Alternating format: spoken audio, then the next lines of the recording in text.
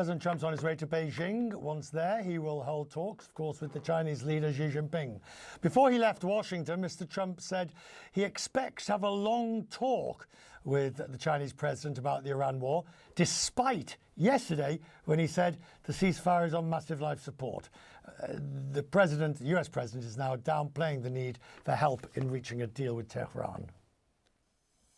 Do you think President Xi can help and contribute to a deal with Iran? He could. I mean, it might be. Yeah. I don't think we need any help with Iran, to be honest with you. They're defeated militarily, and they'll either do the right thing or we'll finish the job. Gideon Rachman is the chief foreign affairs commentator at the Financial Times. He wrote an op-ed this week entitled "A Weakened Trump Arrives at Xi's Court." He may be weakened, Gideon, but what are the dynamics when the two sit down? Well, look, I think that the Chinese do not necessarily want a confrontation with him. If anything, they would like a more stable US-Chinese relationship. So I don't expect Xi to, crow about the difficulties that America is having in Iran. He'll try to sound like he's, going to be broadly helpful if he can be. And similarly, I think that the Chinese, although they'd obviously prefer lower tariffs, feel that they've got in a better place than they were at this time last year when, tariffs on China from the US were up at 145%. They've gone down substantially since then, largely because China has demonstrated it can retaliate through restricting exports of rare earths and critical minerals. So I think for Xi, the accent will be just, management of the relationship and try to avoid unpleasant surprises.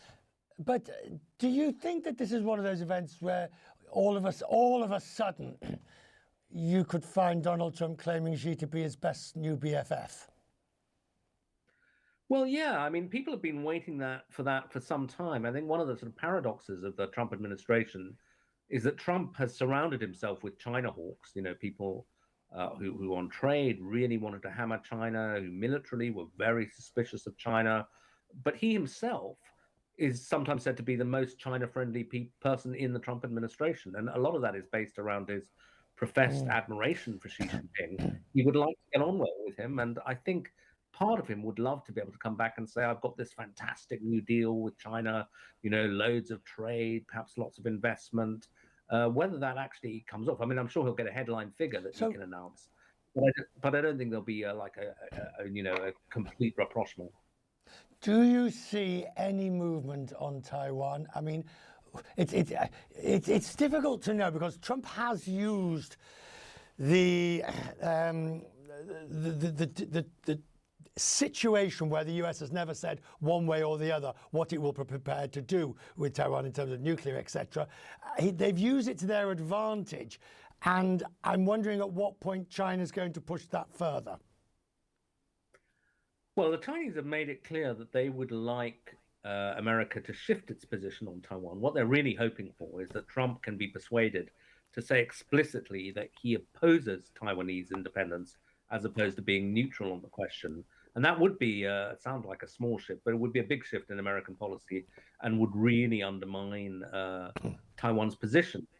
That said, I think although Trump himself might be inclined to do that, I don't think he's very hung up on the traditional phrases around Taiwan. I think that his advisors would be very loath to let him do that precisely because it would weaken Taiwan's position, probably cause a row back in the US. So I'd be surprised if he did it, but it's not inconceivable. I can't let you go. I need to hear your views on the fiasco that is Downing Street at the moment. What do you think? Yeah. Well, I mean, we've seen it many times before. I think Starmer is seriously weakened, but I think your previous, your colleague put it very well. It's not, somebody's got to wield the knife, and it's not clear whether they have the support to do it. So I would suspect he'll cling on for a little while, but be gone by the end of the year. That's a good time scale for us to follow and to hold you to. Good to see you, Gideon. Thank you very much indeed for joining us today. Right. I appreciate it.